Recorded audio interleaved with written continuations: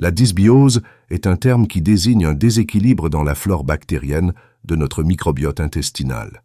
Imaginez un écosystème naturel où diverses espèces de plantes et d'animaux coexistent harmonieusement. Lorsque certaines espèces commencent à dominer et que d'autres disparaissent, cet écosystème souffre. De même, notre intestin abrite des milliards de bactéries qui doivent être en équilibre pour assurer notre santé. La dysbiose intervient lorsque ce délicat équilibre est perturbé, souvent en raison de facteurs comme une alimentation déséquilibrée, le stress ou l'utilisation excessive d'antibiotiques. Ce déséquilibre peut avoir des conséquences variées sur notre santé.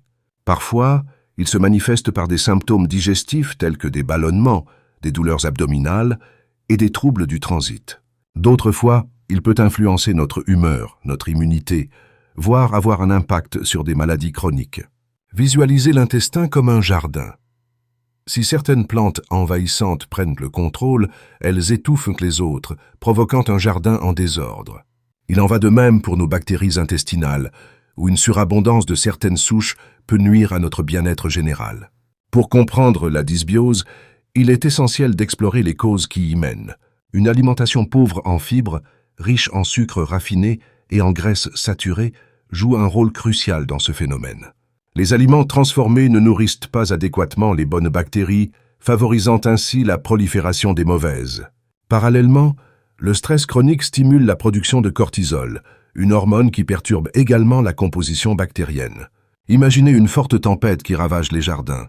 C'est l'effet du stress sur notre microbiote, rendant nos bonnes bactéries vulnérables. Pour restaurer l'équilibre du microbiote, certaines solutions existent. L'introduction de probiotiques, ces bactéries bénéfiques, et de prébiotiques, des fibres nourrissant ces bonnes bactéries, peut favoriser la réhabilitation de notre flore intestinale. Une alimentation riche en fruits, légumes et aliments fermentés comme le yaourt ou le kéfir renforce ces bonnes bactéries. Cela équivaut à arroser et à fertiliser un jardin pour le revitaliser.